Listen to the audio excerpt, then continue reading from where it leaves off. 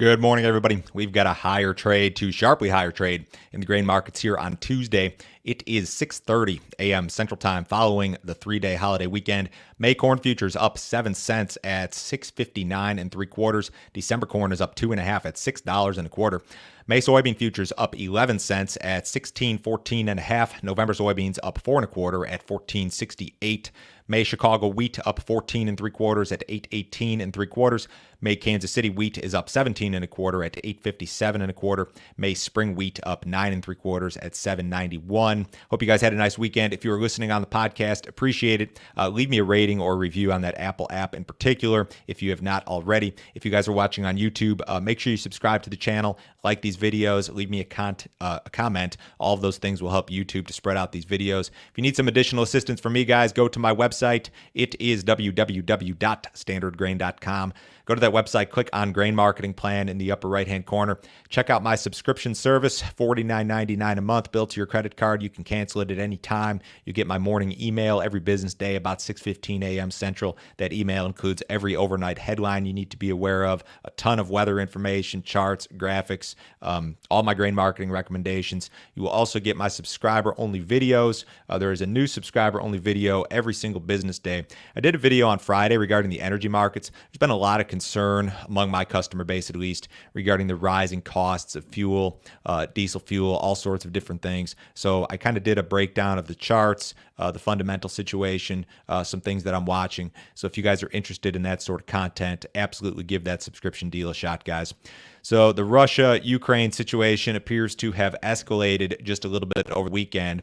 Russian President Vladimir Putin announced yesterday that he will recognize two self-proclaimed separatist republics on the Russian border as independent. Russian troops were ordered into these breakaway regions called Donetsk and Luhansk. I'm sure I'm pronouncing those wrong, but Putin called these peacekeeping forces. Ukraine's president said Russia has merely legalized troops that have been present in these republics since 2014 and assured his citizens that Ukraine's borders were safely guarded. President Biden will issue sanctions today, executive orders prohibiting U.S. investment, trade, and financing to separatist regions of Ukraine will go into place. One official told Reuters that more severe economic measures would go into place should a full invasion be realized. If you look at the map here, this was a good map that Bloomberg had. These are two regions that are right on the Russian border here. These are separatist regions that are very much pro-Russia. So I don't know if this counts as an invasion necessarily, but it's certainly an escalation in the situation. You can find any headline you want regarding the situation this morning. You can find headlines that suggest that a full-scale invasion is imminent. You can find headlines suggesting that that a diplomatic solution is still very much on the table and possible. So again, the headlines swirl here, but this is seen as being an escalation in this deal here today. So the grain markets reacted very positively to this Russian news.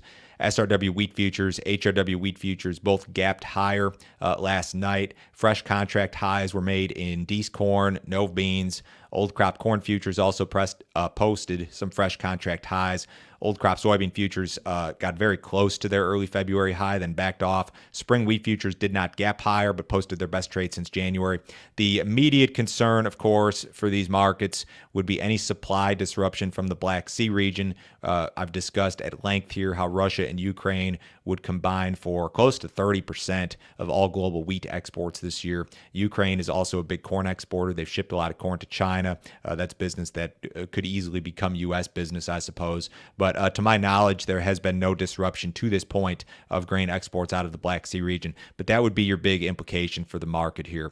And does that actually happen? I really don't know, but certainly some escalation in the situation here this morning.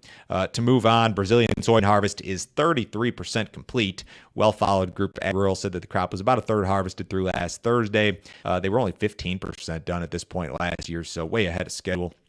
Ag Rural noted that excessive rains in Mato Grosso, which is the country's top soybean producing state, have resulted in some quality issues. They currently estimate the crop at 128.5 million metric tons. Most groups have gravitated toward a number in the mid to upper 120s during the last couple of weeks, so not anything surprising there. The group said that the country's second corn crop, 53% planted versus 24 last year, so moving along very nicely. Fund traders continue to build length in the soybean market. Large money managers were net buyers of another 9,000 contracts in the week ending last Tuesday, according to CNBC. So that puts the funds net long 173,000 contracts at Friday's close, which is fairly rare territory. We've been here a handful of times over the years, but it typically doesn't last very long. We were there back in 2021. We were there for, periods of time in 16, 17, 18, spent some time there in 2012, also 2014. So the funds are very heavily long the soybean market and have been adding to that position. Funds are heavily long the corn market. They were short the SRW wheat market at last Tuesday's close. Guys, this is one of my charts from the newsletter this morning. I send out what I call my fund tracker charts every Monday, or in this case, Tuesday morning because of the holiday. If you guys are interested in this sort of stuff, certainly check out that subscription deal. Argentina will see some better rainfall over the next week. Many key corn growing areas will see at least an inch or 2 inches of rain. Some of these areas further west won't see as much, further north won't see as much. They have drought in Argentina, and crop losses are inevitable. These rains, however, could alleviate any additional losses, could put a stop to the losses. The Buenos Aires Grain Exchange said yesterday that crops could continue to see additional losses as a result of ongoing drought. I'm looking at the GFS and the Euro models this morning. They seem to be in decent agreement regarding these rains this week. There's going to be some fairly widespread rain in Argentina's corn and soybean growing areas. So maybe this is something that helps, but still the crops are going to be quite a bit lighter than expected, say 3-4 months ago. USDA did report a flash sale of soybeans on Friday. Unknown destinations bought about 7 million bushels, about 2/3 of that total for new crop delivery. So we've seen an increase in soybean export sales and a drastic increase in new crop sales in particular. So if you're a global buyer, if you're China, it's certainly in your best interest financially to wait till that new crop time slot when beans are a little bit cheaper, if you can wait. Brazil's still going to ship a lot of beans. Will there be some additional old crop business? Yeah, probably. To what extent? I really don't know.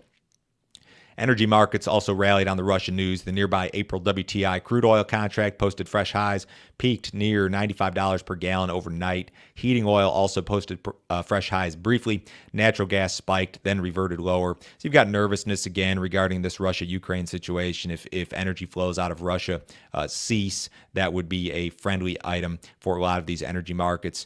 Still a lot of traders optimistic regarding the Iran situation and talks aimed at increasing Iranian oil exports.